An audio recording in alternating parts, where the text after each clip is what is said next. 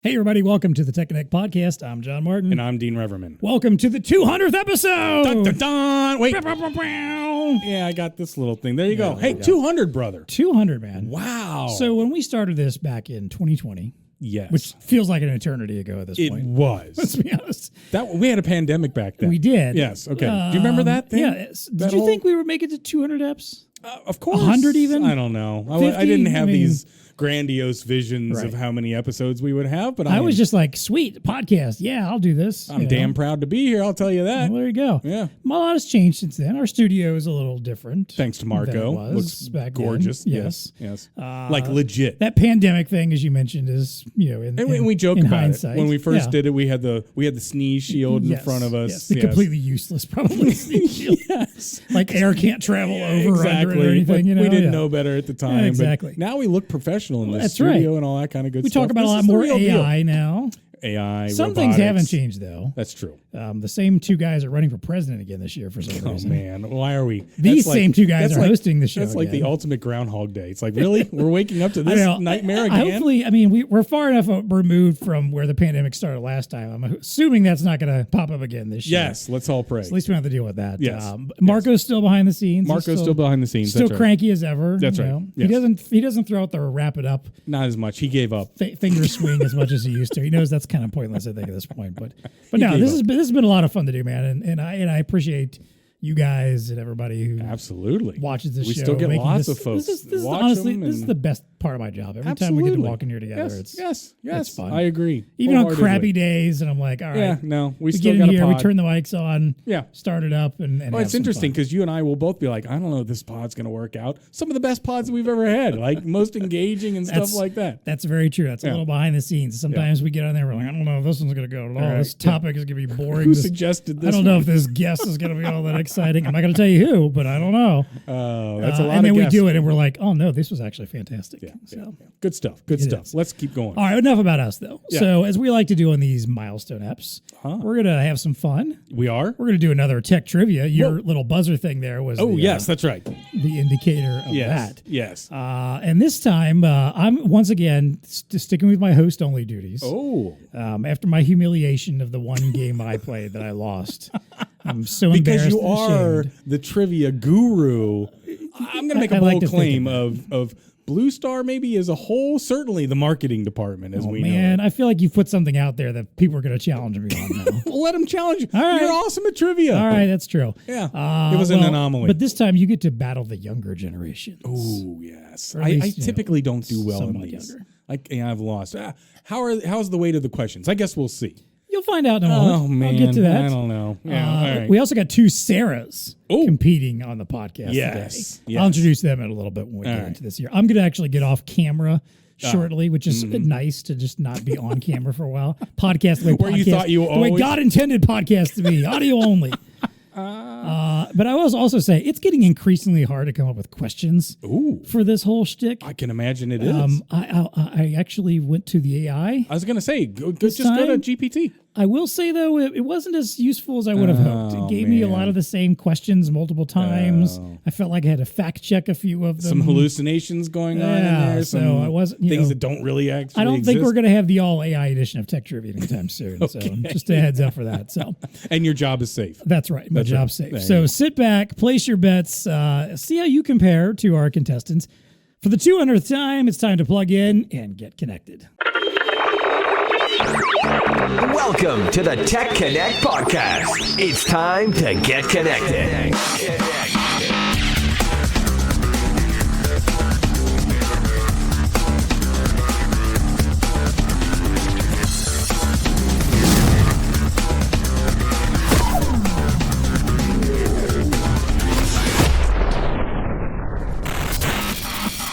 All right, folks, let's get into it. We got some tech trivia. This is a little weird. I'm sitting back here without headphones on. You are. Is a very bizarre way to podcast for me.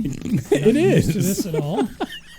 He's out of his comfort zone. You guys can hear me. Hopefully this mic is actually recording. I'm going to assume that it is. Yes. Marco promised us that everything's working well. If not, I'll just dub all this in later and it'll sound really weird then. Yes. All right, so we're going to do 3 rounds of tech trivia here like we always do. All right, sir. 10 questions each round. Okay. The first round is going to be Gen X themed. Okay. This is for Dean, kind of, sort Oh, of. thank you.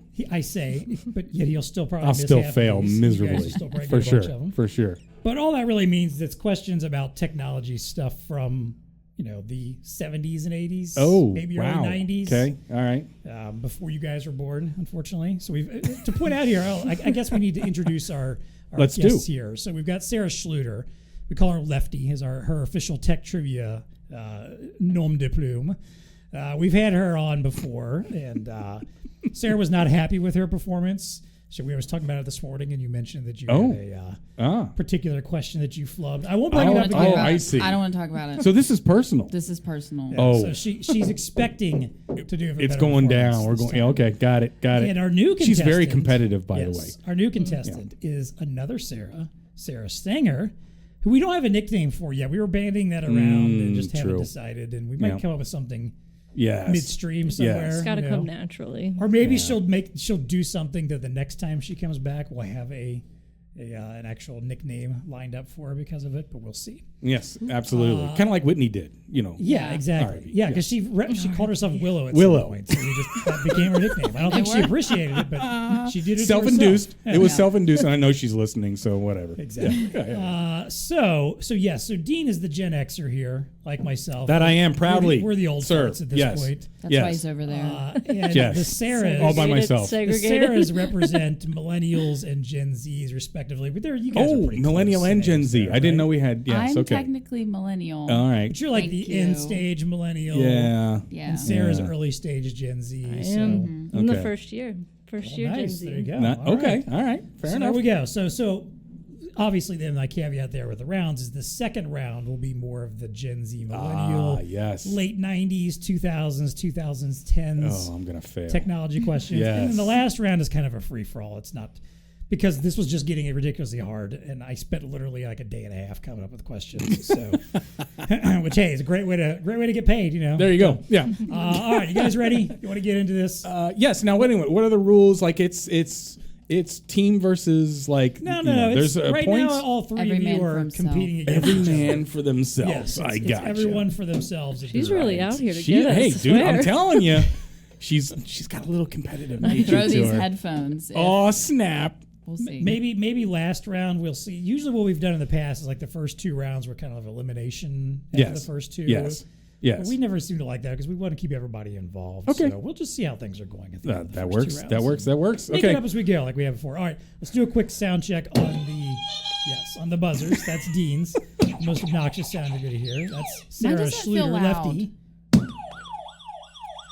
And there's Sarah Stinger's. I right feel like there, mine's so. not loud. If you hold it up here, it'll be even louder. Yeah, it's loud But enough. that's All right, just for well, you. It's and loud enough for me to hear. I mean, that's all that Okay. really matters. That's all Okay, that really true. matters. That's all that matters. All right, so I'm going to do my She's best. already contesting, by the way. I She's know. formulating an argument. This is going to find its for- way to the Supreme Court somehow, isn't it? Absolutely, it will. Mm-hmm. Dun dun dun. All right, let's do it. Let's get into it here. Round right. one, question one. This is the Gen X round. Yes. A standard T120 VHS tape could record up to how many hours of video on extended or super long play? Dean's throwing this one out. Let's hear it. On extended or super long play? Yeah, I'm glad you waited until the question. 240. 240 hours? No, 240 minutes. 2 hours. No, that's 4 hours. No, it's incorrect. Okay. Was this not multiple choice?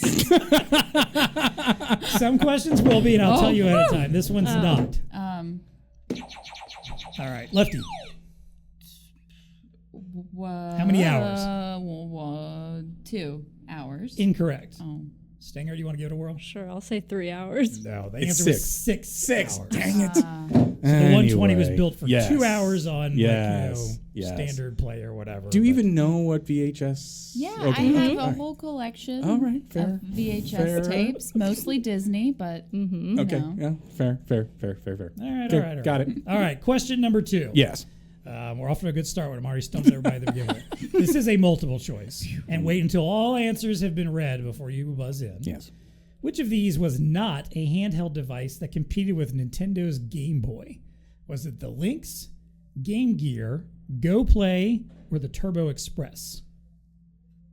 Go Dean. Turbo Dino. Express. Incorrect. Links. Also incorrect. I don't even remember the options anymore. The other two options are Game Gear or Go Play. Let's go play. That is correct. Oh, dun, dun, somebody's on the board already. All right. Nice. That's Dang it. one for Stinger there. Okay, next up.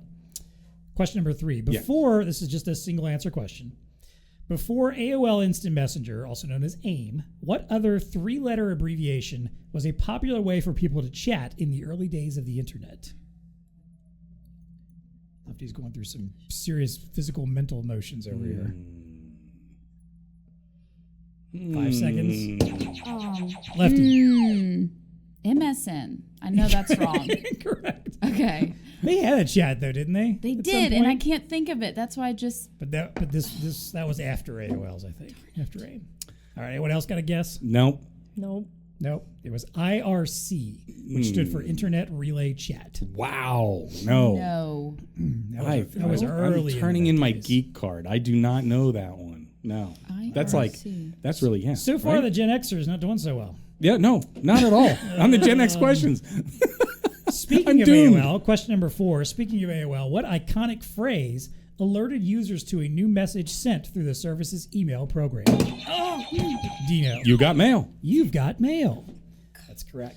Little fun fact I found out about that. Apparently, just one of the programmers, it was just randomly recorded some voices. Oh, really? To just show off for its potential capabilities. Yes. And the shareholders or the people at the company liked it so much, they're like, okay, we're going to use that. It's that dude's voice? Yeah. It was his Nice. actual, he just actually just recorded it in his bedroom like that. You've and got the mail. other Right. AOL stuff. I that he could did. Nice. easily impersonate what it sounds like when you're starting dial-up, if that's a question. Oh, You know, yes. I thought would about like to having hear that it. as some sort of a question. Let's hear it.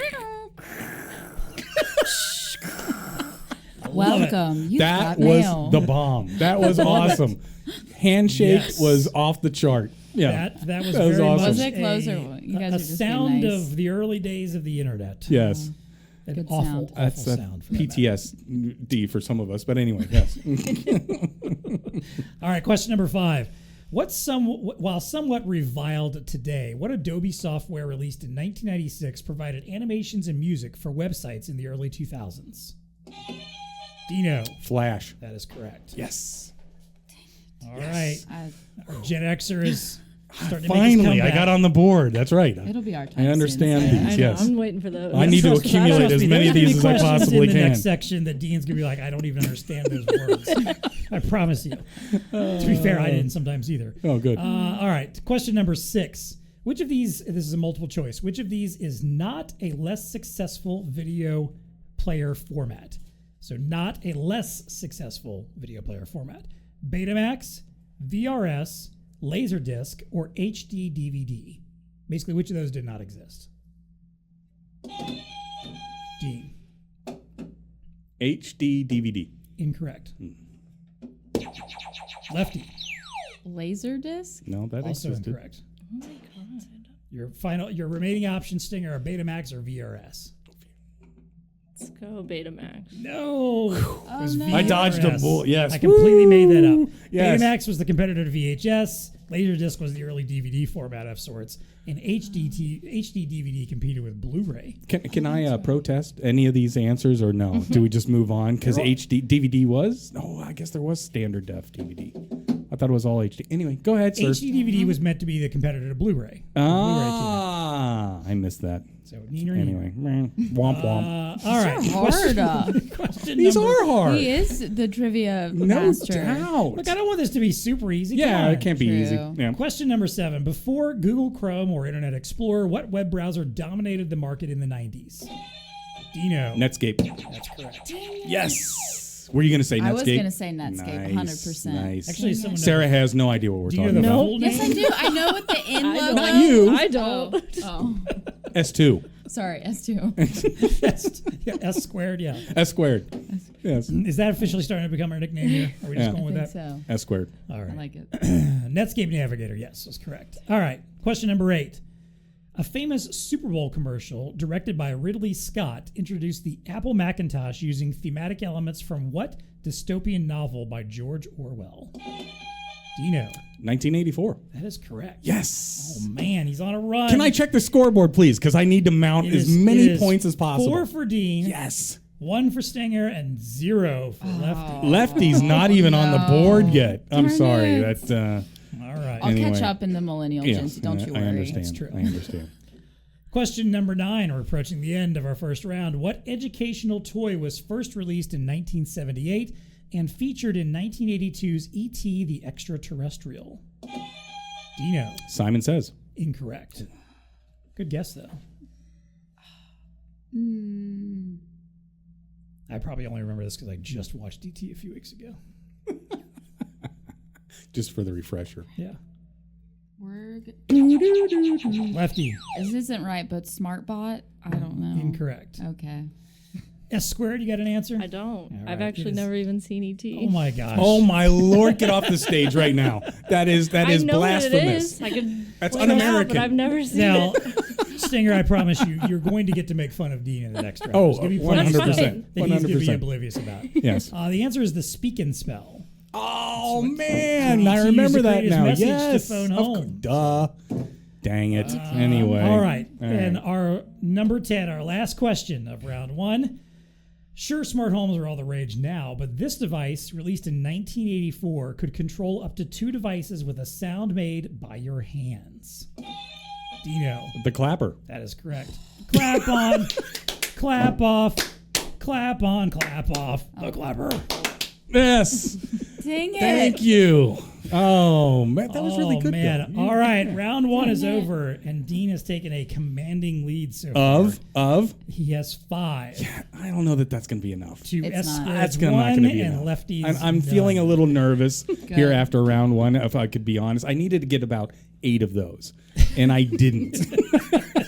Yes, I was because I was do feel blind like faced this on next round at least is 2 going of to- them. Is going to So that's my dramatically only shift. hope. My only hope is that you have such hard questions now moving forward on the other generational stuff that there's going to be some misses. There's going I to be mean, some misses.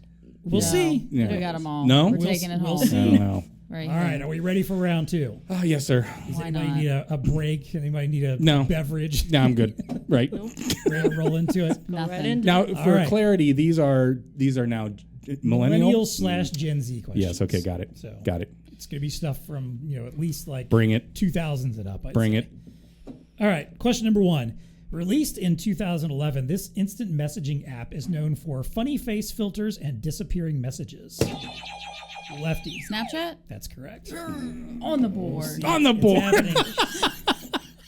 She's on the board. I may have guessed that. I had a chance on that question. Just don't let him hit the buzzer. We I gotta was do going to say, you all I quicker see. than me. I'm not used He's to quick. that. Oh Yeah. man. You'll get there. Mm. All right, question number 2. Yes. Which of these is multiple choice? Which of these is not one of the top 4 most followed TikTok accounts? Is it Charlie D'Amelio, Bella Porch, Addison Rae, or Kabi LeMay? Dino. C.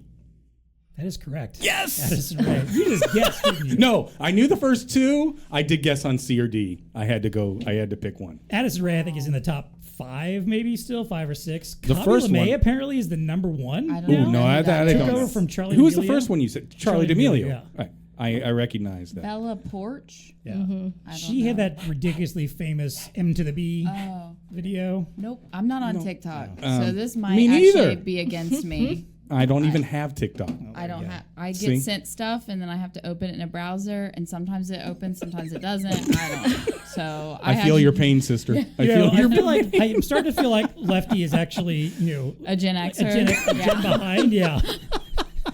Not- Gen X we in always the- kind of knew that. a Gen right? X soul in the body Yes. of a Yeah. millennial. I am a millennial. Yep. Oh man. All right. Question number 3. Which soccer player has the most likes, over 75 million, for a post on Instagram after his team won the 2022 FIFA World Cup? Lefty. Oh crap! Messi. Yes, that is Okay. correct. Lionel Messi. In fact, 7 of the top 20 Instagram posts are his. What are likes? Just kidding. I had y'all there for a second. I had y'all. Oh gosh, I'd walk That out. was such a dad joke right there. That was such a dead. I know. I'm just playing my role, my generational role. I'm just playing my role. All right. Question number 4. Originally called the Danger Hip Top, This popular phone from the 2000s was mostly known for its partnership with T-Mobile and a screen that rotated 180 degrees to reveal a QWERTY keyboard. You guys. I feel like it's like S called like a squared. sidekick. That's correct. Oh, I didn't know what the question was. What is the name of that? Is that what? Oh, okay. Yeah. Got it. Almost- Apparently, it was originally called the Danger Hip Top, which is an Yeah, I awful was gonna name say I didn't Yeah. know that Danger at all. from Hip a marketing perspective. I What was it gonna called say- again? A sidekick. That's it. That's it. I was gonna say Pantech Duo, which I know is Whoa. not right, but Whoa. it did sound. It did like the up slide and the side slide. That's true. Yeah. Yeah. So I was gonna get it. The wrong. sidekick was the one Upside? that everybody liked to Yeah, that was decorate too. that was the thing to have. Bunch of little have a you know, phone like- cover. Yeah. No, I don't remember any of that. No. I never had one, but I remember seeing them. So. All right. Question number 5. Which of these, this is a multiple choice, which of these is the most streamed song on Spotify? Is it Harry Styles' As It Was, The Weeknd's Blinding Lights, Ed Sheeran's Shape of You, or Post Malone's Sunflower? Dino. I'm gonna go with Harry Styles. Incorrect. I knew you were going to answer that. Lefty. We're gonna say Blinding Lights. That is correct. No way! I'm surprised Wow. any of those are the billion most streams. streamed. How many streams? 4.3 billion plus. Whoosh. Is it the most streamed or just out of those 4? That was the most streamed. Period. Like I'm ever? shocked by that too. Yeah. I kind of was too. Like the list was because I went through the list and just there wasn't many that I like. Shape of You was one that I'm like, all right, that people could not get enough of that song for a while.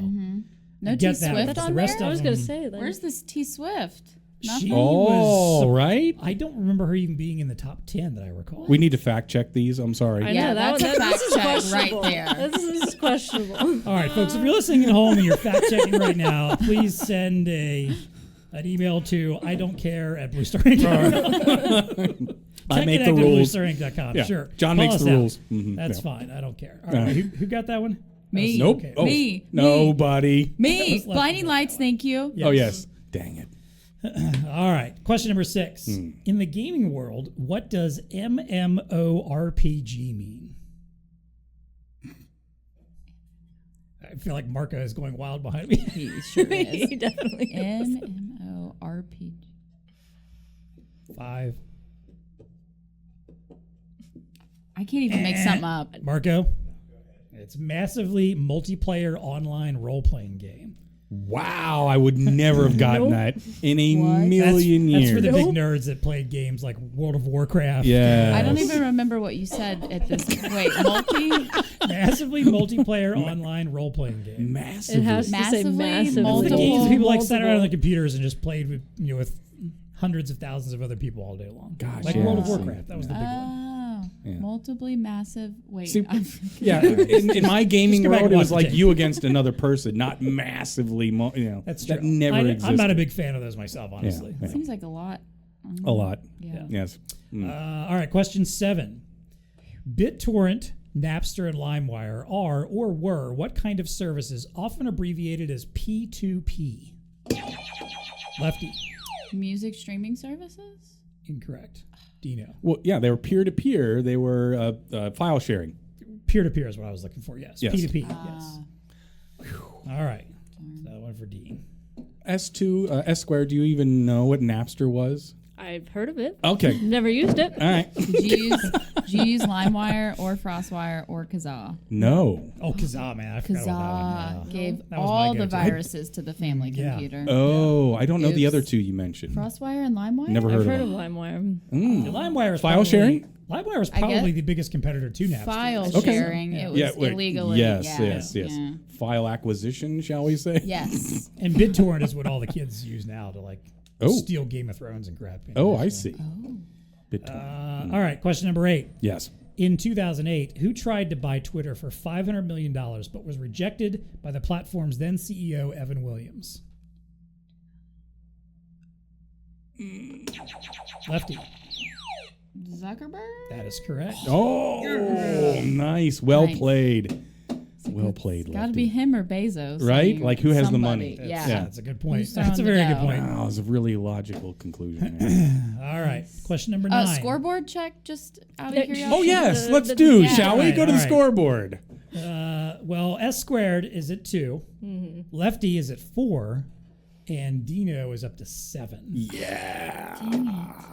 There's time. As There's always, time the is entire running goal out. of this game is for Dean to lose. That is the whole. I'm going to need you two to step it up a little bit. All right, I'm working on it. Got it. All right, number 9. Oh, 9. Which of these was the most downloaded? This is a multiple choice again. Which of these was the most downloaded shopping app in the U.S. in 2023? Was it Amazon, Shein, Temu, or Walmart? Dino. Temu, all the way. That is correct. Yes. 122.5 million downloads last year. Yes. And don't get me started on On the Shein. Super Bowl commercial. Yes. Well, he said 2023, so that Yes. happened like before even the Super Bowl That's correct, yeah. Yeah. commercial came out. But But that commercial. I didn't even know about it until that commercial. Did you know about Shein it was beforehand? number I 2. knew a little bit about it, but then I was saw the commercial about 500 times. And Yes. Have you shopped? No, I've never Have you shopped. shopped? On Oh, time. yeah. Is it a fun experience? I don't know. It looks like it's a gamification, It's right? fine. It's just like Wish.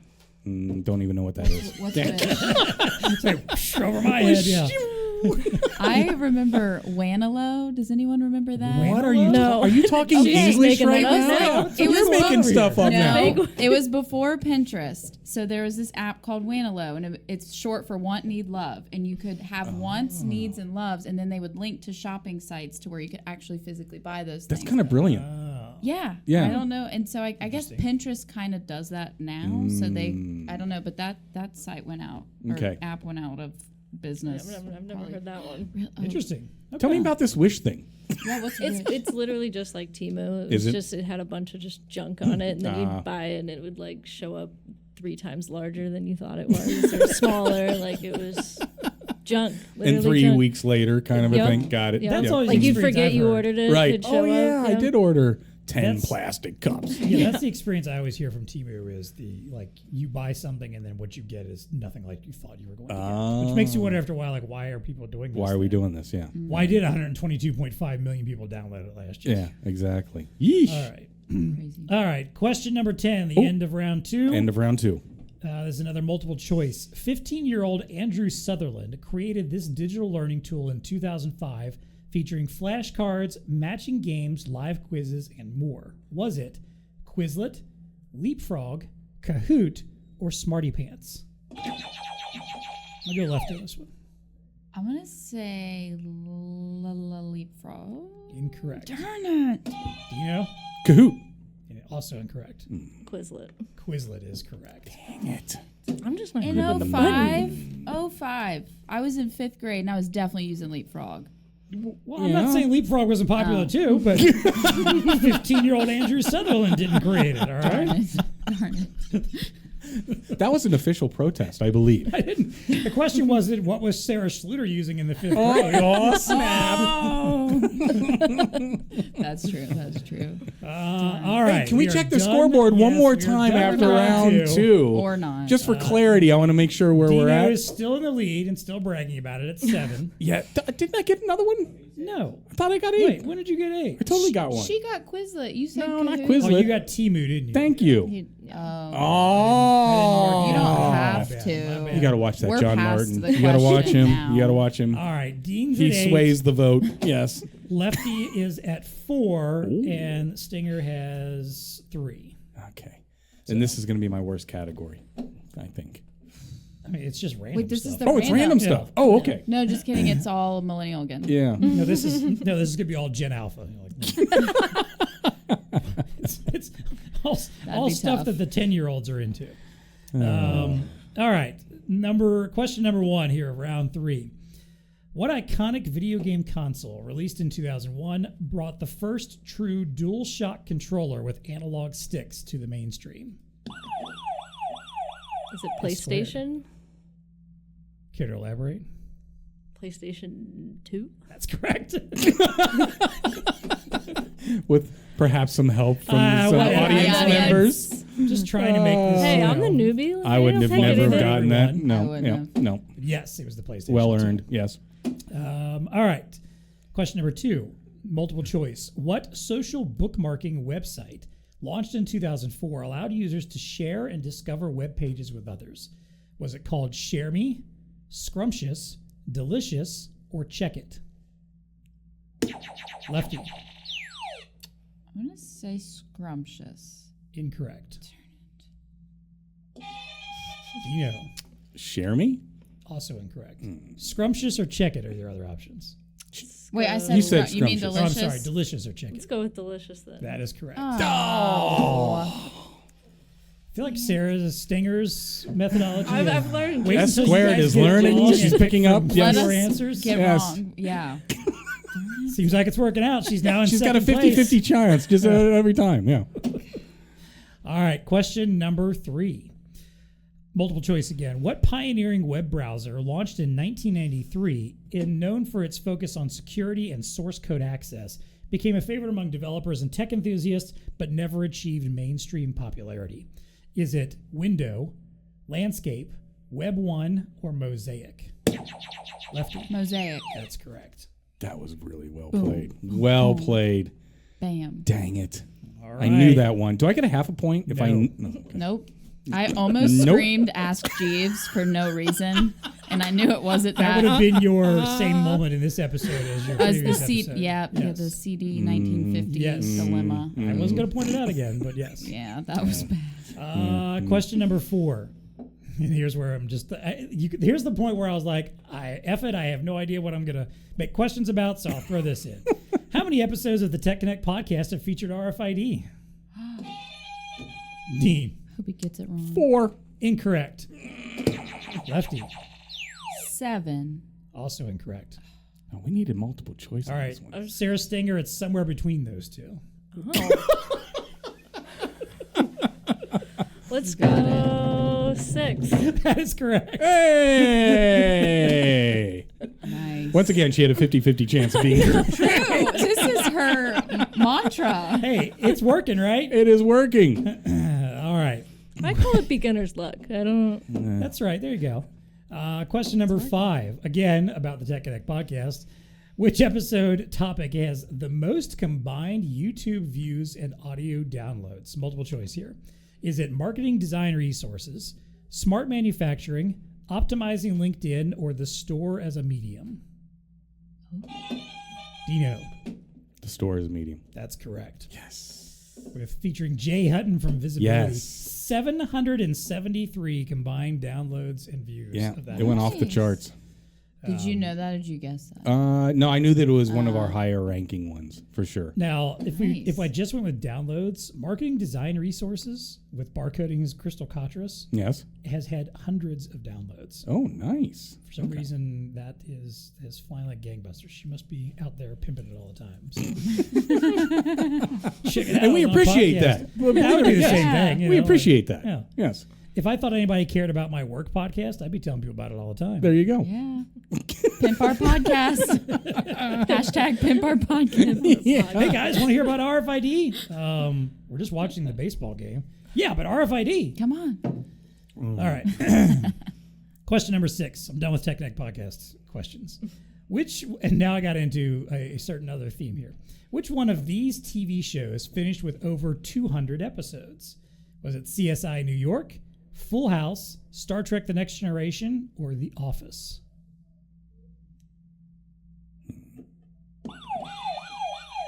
S squared. I'll guess The Office. That is correct. 201 episodes. Nice. The other 3 all had pretty high numbers. Were close to 200, but did not quite cross that threshold. All right, quick little score update here. Dean has 9. And Dun, dun, dun. S squared is at 7. Yes. Dun, dun, dun. Lefty job. has 5. I'm Dun, dun, dun. They all come down to this last batch of questions here. Question number 7. What band recorded the album that has spent the most time on the Billboard Top 200 chart? It is multiple choice. Is it Journey, Pink Floyd, Metallica, or the Beatles? Lefty. going to say Journey. That is incorrect. Okay. Dino. I'm going to go with the Beatles. That is also incorrect. I'm gonna go Metallica. Also incorrect. It's Pink Floyd. Pink Floyd, no. Dark Side of the Moon has been on the Billboard Top 200 for a combined 990 weeks. Wow. Mind you, it dropped off from like the late 80s to the early 2000s and yet still has the all-time record. I'll be darned. That There you album go. is because every every teenage, especially teenage male, at some point discovers Pink Floyd. The Dark Side of the Moon is part of their rotation. At some point in their life, Yes. yes, I understand. I don't think you're allowed to be a teenage male without being a Pink Floyd fan at some point in your life. So. And listening to Dark Side of the Moon. That's a bold claim. S Squared doesn't have any idea what you're talking about, so It's just like one of those popular T-shirts to buy. yeah. Honestly, yeah, I would 100% say it's the That's top fair. like trending male graphic T-shirt. Yes, Yeah. yes, That's- right, yeah. yeah. Yeah, that's true. Okay. Yeah. Interesting. I had a Dark Well, Side of the Moon okay, t-shirt at yeah. some point. So. We all. All right, question number 8. We're coming into the home stretch here. What popular summertime toy was accidentally created by Lonnie Johnson while trying to make an environmentally friendly heat pump that relied on water instead of Freon, instead shooting a powerful stream of water on testing? Dino. Super Soaker. That is correct. Get out of town. So this is a fascinating story. I just came across this yesterday. This guy was a How NASA did I even and get that? Air I don't Force- understand. Pulled that out. This guy That a was NASA divine and Air Force intervention engineer. there. He built robots as a kid. Oh, sorry. Yes. He created an early version of DVD reading tech that he never patented or anything, and he always regrets never messing with that. He was helping out on the Galileo mission, which was the satellites we sent to Jupiter. And while he was working on that, he was, again, trying to come up with an interesting heat pump that could be taken on those satellites, and ended up creating the Super Soaker instead. Who knew? Who knew? Who knew? There He also you worked go. on the B-52 bomber. This dude is a ridiculously smart dude, and he created one of those popular toys of all time. Well, hopefully and he that's got where he paid. made all of his bucks. I hope he got paid. Good for him. Absolutely. Yeah. All right, so that Where one did goes I to come Dino, up with that? unfortunately. I have no idea where I came up with that. Anyway. All right, question number 10. No conspiracy theories that I I'm may have thinking. seen. Oh, I'm sorry. Question number 9. Who was the first person, this is a multiple choice, to build a car with a fully integrated internal combustion engine? Was it Carl Benz, Henry Ford, Mike Chevrolet, or Joseph Subaru?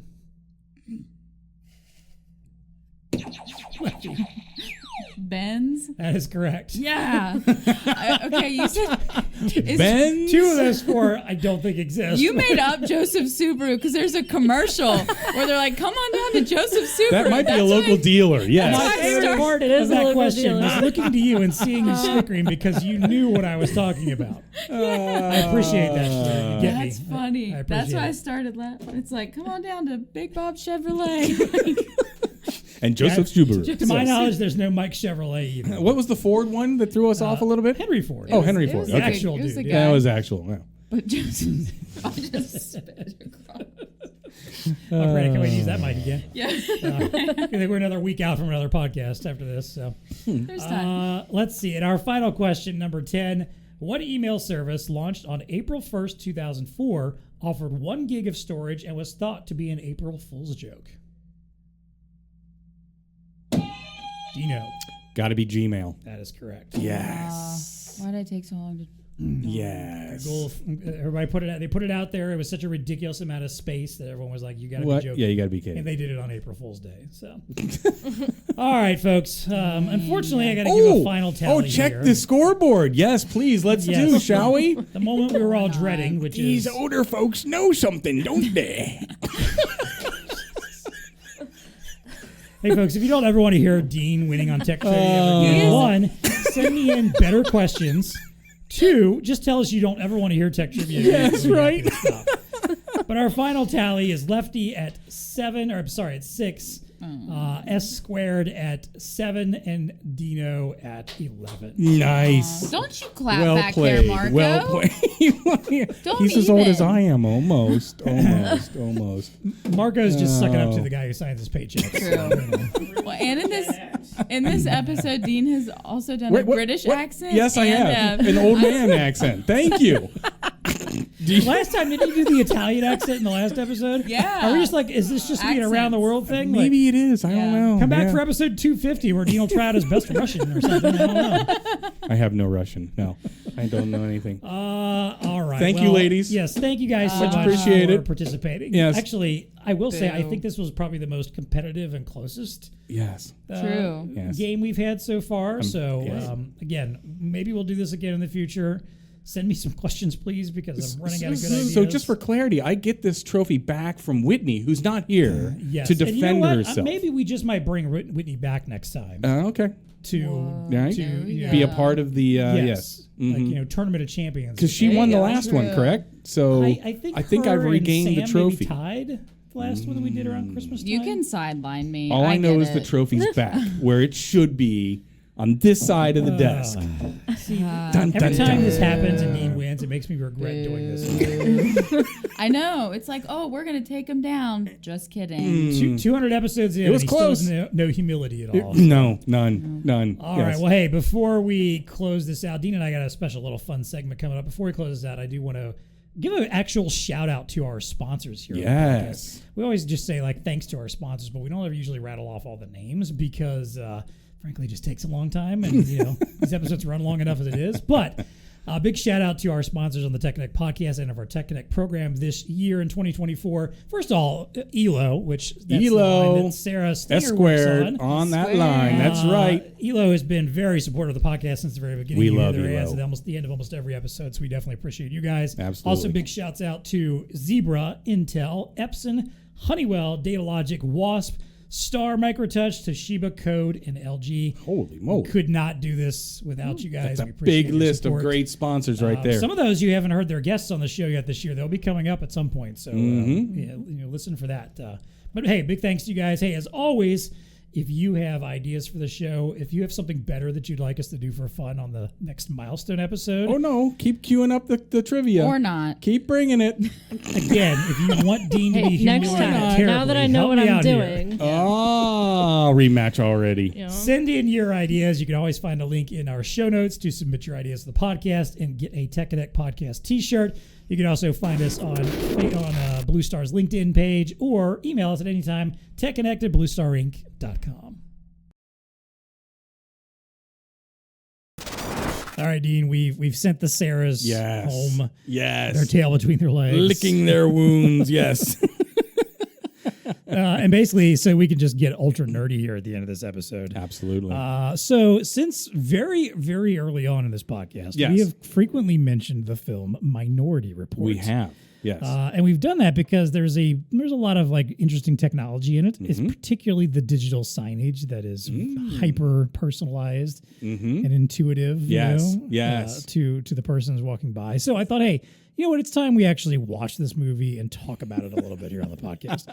Because anytime I have the opportunity to turn this into the nerdcast that I've always wanted yes. to have. Movie review. Yeah, I'll Yes. take it. Mhm. So, yes. all right. So first of all, I'm going to start with a quick recap of Minority Report here. And spoiler alerts, if you have not seen this movie, we're gonna get into some details of it. So if you want to watch it, pause the podcast, go watch the 2.5-hour 2002 film Minority Report, Yes. and then come back and Come back. listen to our Yes. thoughts on it here. There you go. It'll be worth it, I promise. yeah. All right. So let's see. Released in 2002.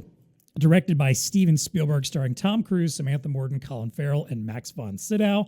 The film is set in 2054 Washington, D.C., where the pre-crime department arrests those who are going to commit murders before they even do so. Now, how do they know?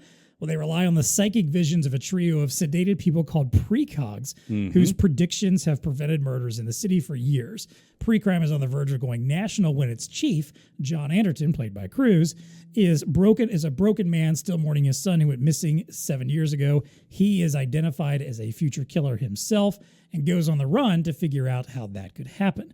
And his adventure takes him through a world of automated vehicles. I mentioned hyper-personalized digital marketing, security powered by retinal scanning, and trying to stay one step ahead of his fellow police force that are equipped with some rather disturbing technology, frankly.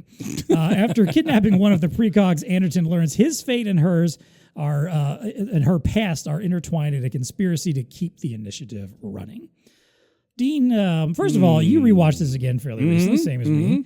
And I've seen this movie probably a good, I don't know, half dozen or more times. What in general, what are your thoughts on the film? Do you enjoy it? I did enjoy it again, watching it again. It's interesting. We keep bringing it up because I think at the time it was, watershed's too big of a word, but it was just this interesting movie where a lot of technology was shown, and then now we are 22 years hence, and it's like, well, a lot of that technology actually kind of came to fruition. Yeah. So it's interesting. And then, of course, the whole connection to the retinal scan, and then all the information that it knows about you. There's very much that theme that runs through this, that like you can't hide.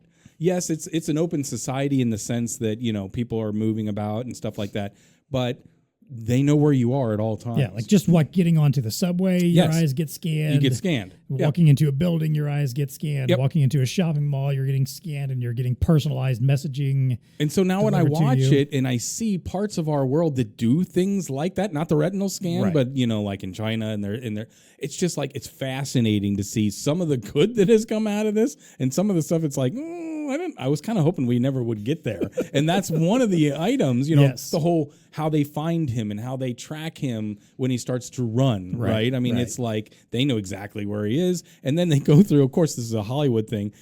Who knew there are alley surgeries that are happening where you can actually replace your eyeballs with apparently a dead corpse of an Asian gentleman, I think of some sort, you know, just going by the name. When he goes to the mall, like identifies him as a completely different person. It goes like a Yamamoto or Yakamoshi or something like that. How did you like this?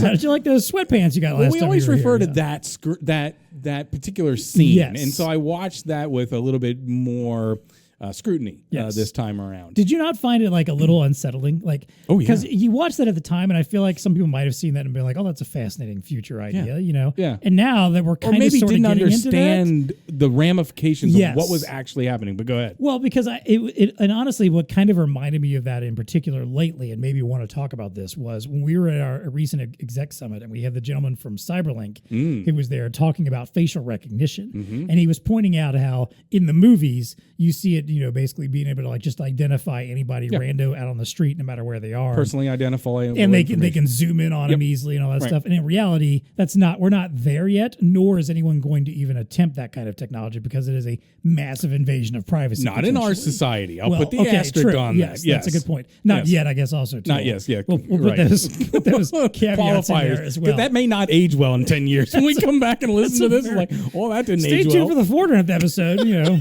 which will be under heavy surveillance. That's right. But like that was obviously the tech, I think, that in particular really stood out. Yes. Because that is the one that feels like the most potentially possible. Yes. And close to being relevant.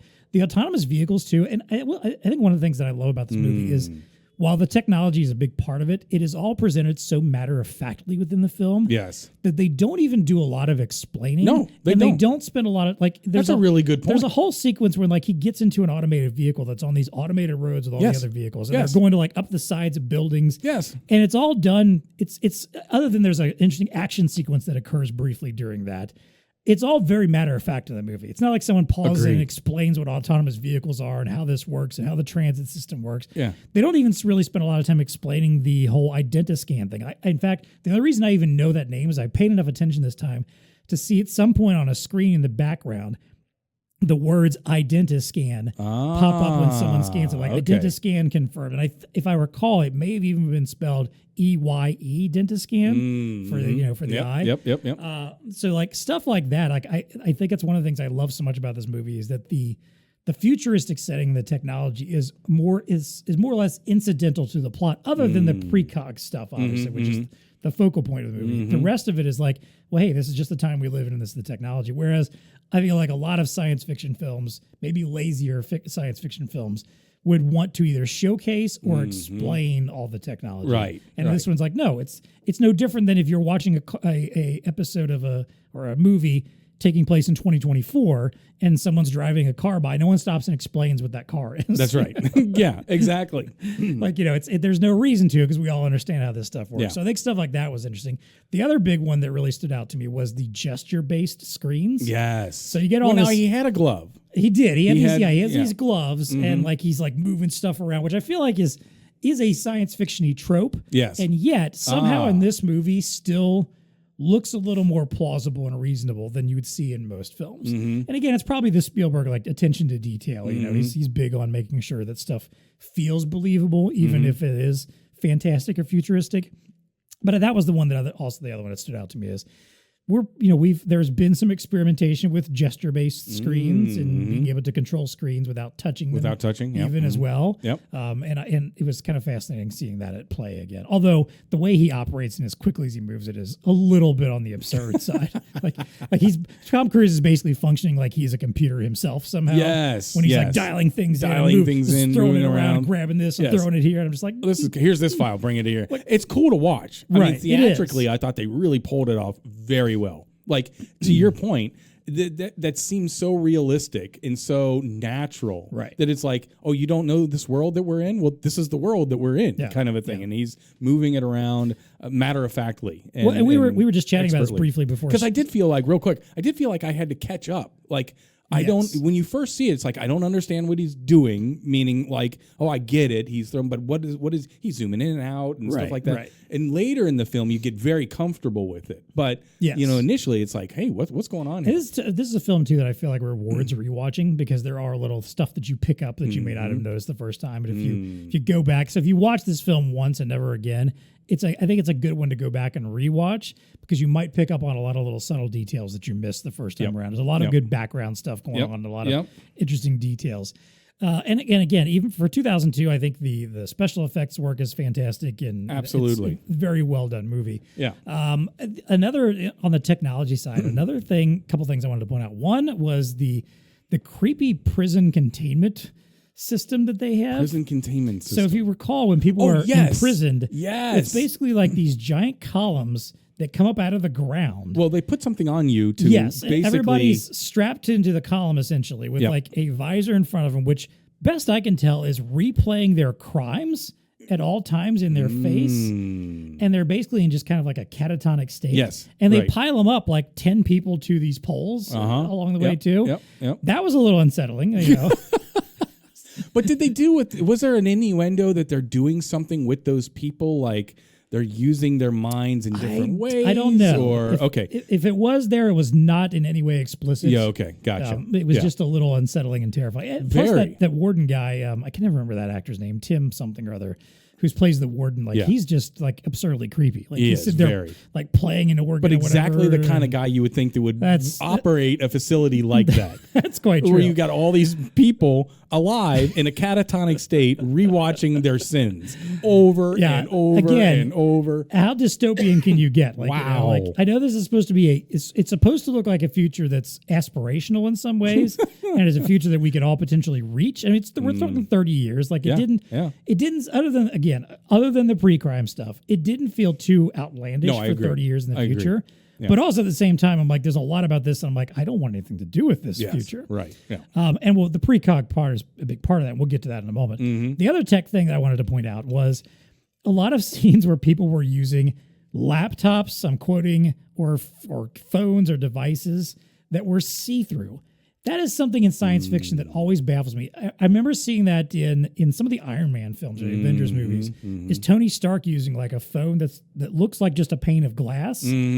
And he's looking at it and from the back. And now I know why they do it, because from a directing and a cinematography standpoint, it's boring to look at someone staring at a screen. Correct. If you're just looking at their face and you can't see what they're looking at. Yes. And if you don't want to have to switch back and forth, you make it see-through and you can see what they're looking at while they're looking at it and get both faces. Fair, which is fair. I get it. But it was so impractical. I don't want a laptop where people can see through the back of what I'm doing. And it's not because I'm doing anything I don't want people to see. I just don't want that. No, you know? Like, exactly. If I am checking out my fantasy baseball team, I don't need someone peeking through and seeing it all the time and commenting on it. You know, I don't want to see somebody watching me on FaceTime with somebody the whole time. You know, like, no, I don't need that. Well, even his big screen, the big gesture screens that he was, those were see through. Yes, they were. To your point, right? It's just like a pane of glass are actually plastic that Right. these images and stuff would project on. But it's a good point. It's a good point. You don't want people seeing your stuff, huh? No, How do you not so put much. that 3M film on it so that people can't see what you're doing? Exactly. So I do would you think think there's it's a way to do so that. is it more of a trope or is it like it's just a cinematography? I think it's more of a cinematography. I think it's a little of both. Yeah. I think the cinematography aspect, obviously, from a directorial standpoint, like I said, it's a good, clean way to keep a steady shot on someone without transitioning back and forth between screen person. I don't know how you would have shot those parts where Tom Cruise is doing that any other way and not being as effective as it was. Yes, that's a very good point. Because Like there's if you times when did you the want to be able to POV of see the him. screen when you were Yep. you would have missed out on just the atmosphere that he's So operating. it's clearly anyway, a directorial that was choice. I a think so. cinematography choice. It just so happens to be that the technology is darn close to that, you know. Exactly, yeah. I mean, I think I've seen now at NRF some see-through Right. from one side, see-through, go around to the other side, screen. Right. type Which of again, thing. I could see some practical use cases for that. Oh, sure. I think from what I thought of in particular was the Burgess character, Max von Sydow's character, the kind of the previous chief, or yes. the Yep. head of pre-crime or whatever. Yep. Like there's a couple scenes where he's like taking calls in his office, and he's got like screens lined up on his desk, and he just lifts one, and it's a see-through screen where he's just having a conversation with somebody where anyone else in the room can see them the and see same what thing, they're doing or what they're showing him or see what he's looking at. And I'm like, Right. that part feels a little impractical to me. So, all right, a couple of things I want to talk about here. So, first of all, I very much love this movie. I think there's a lot of fascinating stuff about it, and there's a lot of little nuanced stuff that I pick up on every time I watch it. The precogs themselves; these are three. Yes. I'm going to say people in heavy quotes because apparently they've been trained since children. I think there was what they imply is that they were experimented on as children. Yes. It's three of many to bring out this particular skill, this ability to see the future. And now they're basically just left in this catatonic state, floating in this water. Milk. Kind of more of a milky nutritious... water. Yeah, it's like a nutrient bath kind of thing or something. And anytime they get these precogs, and apparently the reason why they explain it's only murders is because murder is such a horrific crime and breaks the fabric of time, space, and everything, exactly. right? Yeah, that it becomes through so much stronger. They get Yes. these strong precognitive visions. Of That's it. right. Yeah. So they have these visions, and when they pull these visions up, then it's up to the pre-crime unit to. Well, I like the to ball collect first them. off. Yeah, the the red balls that balls, drop. Yeah, with the names of who conducts the Yeah, crime. it's like a correct? 3D printer that kind of etches a ball of the victim and then the perpetrator. The perpetrator, yes. And it'll also tell them how much time they have before the murder is going to happen. Yes. And now keep in mind, in this timeline, because of this, and this is only in DC at the time, because of it though, they said the murder rate has dropped exponentially. And in fact, to zero. they said at this point that only that's true. No one's actually been murdered in years because they've caught them ahead of time. But the other caveat too is that most people aren't premeditating murders anymore because this will catch it so early that it's impossible. I see. And now most of the murders that they do get hip to and go are crimes of passion. Yes. Which is the movie opens on one of a man Yes. walking in, finding his wife, sleeping with someone Correct. else, Yeah. and kills them. Yeah. And that one, it's a very short timeline because he's not planning his wife's murder. Right. It's just Yeah. something that happens spontaneously. Like literally within minutes. Or, Yeah, and they well, have like 10, 15 minutes or 20 something, minutes. I think, Yeah. to, Right. to Yeah. find out where he's at, get there and stop him before it happens. Now, obviously, the whole pre-crime concept is a little squicky to begin with. And I will say the movie does make efforts to address this, of the idea of but is it really a good idea that we have people that we're arresting people for a crime they technically have not committed. That's right. Just because they were going to, Yeah. because somebody saw a vision of them going to, and it didn't. And then the big, obviously, pivot point of the film is when we find out that not always do the three precogs have the same vision. That's right. And sometimes there's a separate one that is different, and they Yes. just delete it and And the still go out plot and arrest thickens. these people. Yes. And that's where you get extra. And Yes. basically, that's the reason why it's being covered up, and so that no one knows that these, as they call them, minority reports, are actually occurring. Now, a couple of things I want to point out. The precogs, their names are Agatha, Dashiell, and Arthur. Do you know why those names? No, Agatha, Dashiell, and Arthur. No. Those three names are three famous mystery authors: Agatha Christie, got it. Dashiell Hammett, and Sir Arthur Conan Doyle. Nice. So that's why Homage. gave them I those love names. it. Yes. I love it. Let's see a couple other things I noted here. some of the tech that the police use, his crew uses. First of all, they have jetpacks. That part seems very impractical. And I appreciate, though, totally Hollywood, that it clearly was impractical almost within the movie as well, because there's a scene where they're trying to catch John. Yes.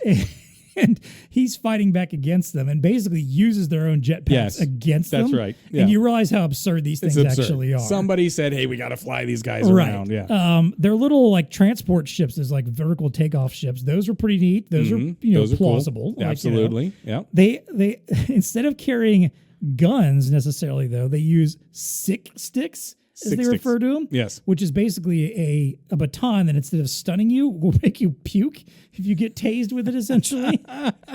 Like instantly. Yeah. Almost instantaneously. Instantaneously, you just start heaving. Right. At one point, the feds do show up and do deploy like a stun gun, which I will say is the coolest prop in the movie.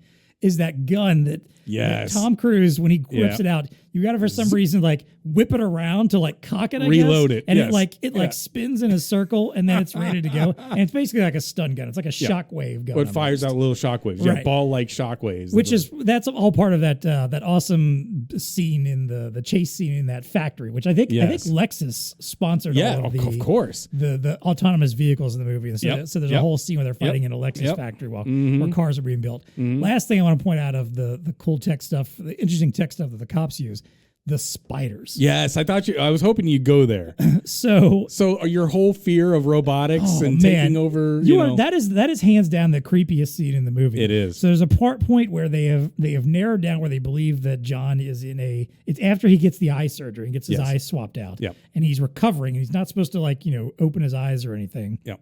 And it's some broken down tenement building, basically, like Section 8 housing type stuff or whatever, essentially. And they show up, and in order to like check the place out and find out where he's at, instead of going door to door, they just deploy these spiders, which are these little discs that have the Identiscan stuff built into them. That's right. And they've got these little tentacle legs. Yep. Very reminiscent of the War of the Steven Spielberg War of the Worlds tripods. Just really small versions of that. Very almost identical. They can slip like under doors. They can go through all the cracks in the ceiling and stuff and like basically that. they go through the entire building and just like creep up on people and scan their eyes. Yes. And you can tell these people are used to this. Yes. Because they will stop what they're doing. They don't like it, but they're used to it. Right. Yes. So like, I think it's also my favorite scene because most of that sequence before they get to the Tom Cruise part is shot like a God shot. Yes. An overview. Yes. Where you're watching down like it's like a cutaway, I watching agree. down into Brilliant the apartments. shot There's like a sequence. couple that's fighting, and they stop in the middle of the kitchen from fighting as the things climb up their chest, scan them, and as soon as they're done, they start fighting again. Yeah. There's a guy on the toilet. Then they go next door. There's a guy on the toilet. Yeah, and he just stops, and But what wicked little device, like effective, I suppose. But that's also the kind of thing I'm like, this is a massive overreach of any kind of judicial process. Well, for here. me, it's one of those. It's one of those where I took a step back and said, at the time in 2002, I would probably been watched that and said, that's never going to happen in my lifetime. Right. Today, I don't know. I think that you could probably pull that off. It's something akin to a drone technology. Oh, it's like totally a a drone. miniaturized drone technology. It's absolutely that a could be drone. used. Yeah. You could. That is not far fetched at all to have these. It's not. It wouldn't look as neat as these size spider of things. A hamburger bun. Yeah. I mean, it wasn't. With little tentacles. That is thin, so they could navigate around stuff. Dude, that is totally plausible. Yep. A little bit of battery power. These things sniffing around with the LiDAR and whatever. Yeah, totally freaked me out. I'm like, as I saw it again, I'm like, that is plausible nowadays. Yeah, plausible and terrifying. At the same time. And lastly, I will point out. So I think this is a well acted movie. I think Spielberg's usually good at getting good acting performances. Yep. And Tom Cruise, like he's one of those actors that I've always appreciated. I think he picks interesting roles for one thing. Mm-hmm. He likes to do a lot of these interesting sci-fi roles, and he always brings his A game to him. And I think he does a great job in this movie. But I think really the real standout is Samantha Morton as Agatha. She's barely in the movie at first because she's one of the precogs. Yeah. So most of the movie she's just laying on a board, floating in some milky water. Yeah, right. But when he eventually kidnaps her and takes her with him in order to find out like if he actually did kill somebody or not, her performance is insane. Like there are moments when she freaks out because you got to think this is a person who has never experienced the real world. Yeah. And has no clue what to do. And there are moments like when she does her freakouts and like when the big sequence comes up where he's supposed to kill somebody, and there's a scene where she screams, and it is one of the most terrifying screams I've ever heard in any film. Yep. Outside of like horror movies where you get the scream queens, that's their job. Like she just nails it. She's a fantastic performance. I think. No, it's from her soul. So. Like it was a scream that's like, ooh, it is. That was really good. She's one of those actresses that every time I see her and stuff, she's always amazing, and I'm surprised she's not a bigger actress than she actually is. Right. All right. Yeah. One last thing about this movie I want to point out. Did you know that there was a Minority Report TV series? No. So it only existed. It only lasted, I think, 10 episodes, maybe, if even that. I don't remember what year it came out. It was maybe a good decade or more later. Okay. It was on Fox. Back when Fox would randomly put out interesting sci-fi shows, just and then throwing cancel stuff them up on in the no time wall. at Yes, all. exactly. Yeah. And that's basically happened with this one. It's set in the same world. It's 10 years later. Oh. And the precogs are still off living on their own, but like one of them, like Agatha's still more or less just secluded and living on the island by herself. Arthur has become like a businessman, like a very successful businessman, and Dash is struggling with his powers and wants to still help people. So he teams up with a detective to go out and solve crimes. So similar premise. I'll be darned. The big caveat is that Dash can only, the three of them together was what made a lot of the precognitive stuff work. Separately, their powers are all a little different. Like, I think like Dash can feel the murders or something, whereas Arthur can like place time or something like that. And I think Agatha had like connection to the people or something. Oh, okay. In some way. Gotcha, I don't know. Gotcha. I do remember watching this show. I could not tell you almost anything about it. It was one of those things like I remembered enough to know that I needed to look it up again.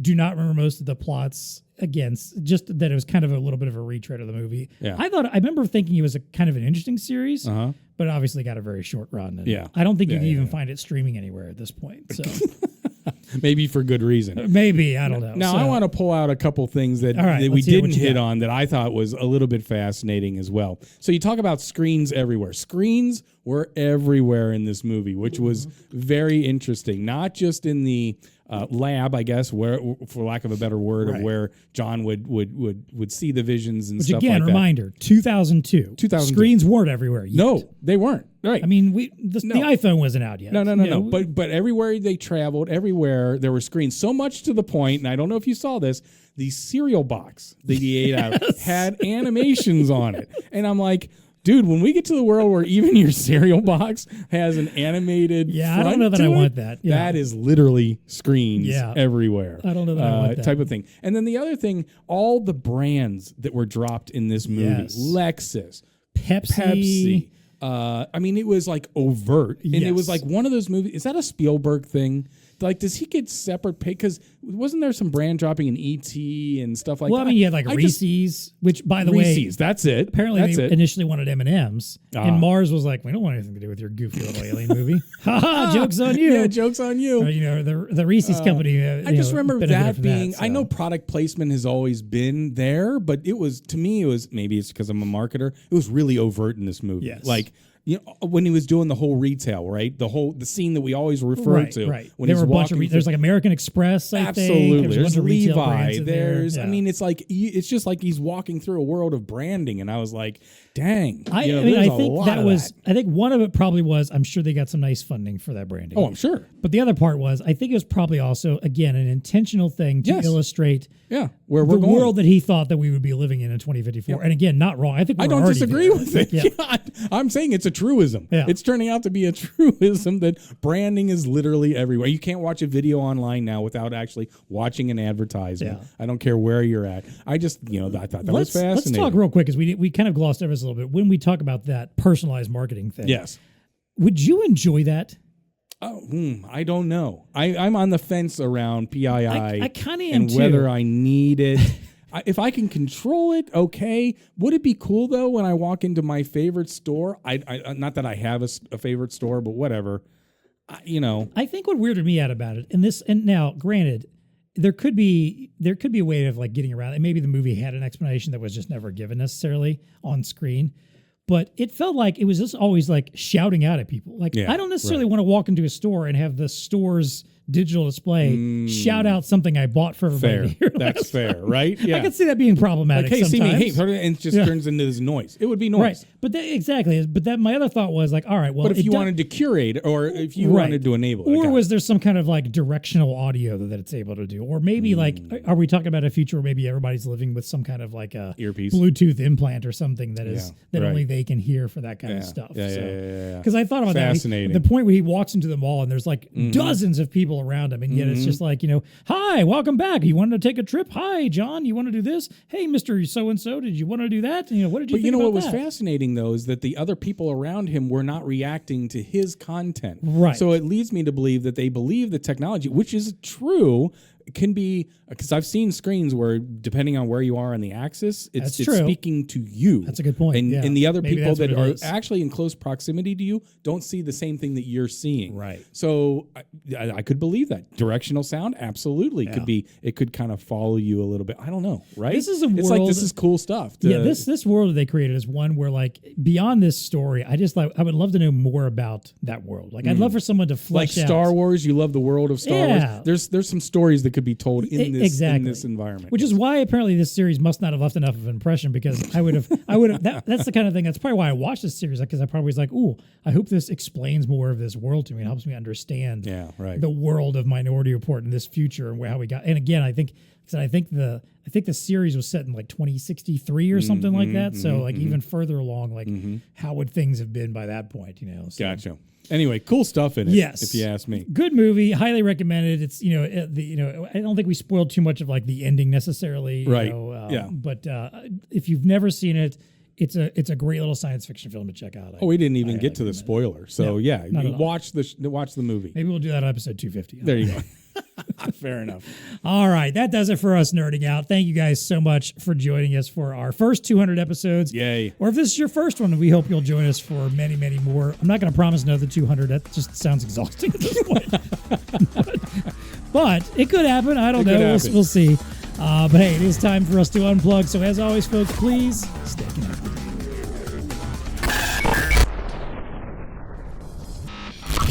The TEConnect Podcast is brought to you by ELO. Everyone loves a self-service kiosk. I mean, I know I do. Yes, of course. Anything that keeps me away from other people. I act like I'm such a misanthrope all the time, but I'm really not. Yeah. We just play into it. I just like that stuff. I like techie stuff, Yeah. But hey, when you put a kiosk outside, let's say ticketing, fueling charging stations, wayfinding, vending, all that stuff, not just any display is going to be able to handle that job. This is true. You can't just pick up something you'd stick in a random store and put it outside and expect it to function that well. Exactly. That's where ELO's outdoor open frame touchscreens come in. They are purpose-built for ease of integration into an outdoor kiosk enclosure. The 90 series offers a brilliant, optically bonded, weatherproof open frame monitor with edge-to-edge glass. You can mount it in landscape, portrait, and upward-facing orientations, providing optimal flexibility for integrating into any counter, kiosk, or cabinet design. To provide unmitigated performance from day to night, the ambient light sensor automatically adjusts the display's brightness to optimize power consumption, extend the display's life, and enhance the viewing experience. Hey, maybe that's how we get to that directional vision or viewing focused marketing kind of stuff. ELO's probably already working on this. They probably watched my Minority Report like, we got that. We're already on that. We'll get to that 10 years sooner than the movie does. Now available in 27 and 10-inch sizes, these touchscreens have built-in thermal protection, extended operating temperatures, direct sunlight readability, and are Energy Star 8.0 certified. To learn more and check out the spec sheets for both size options, visit the link in the show notes or contact your BlueStar ELO representative.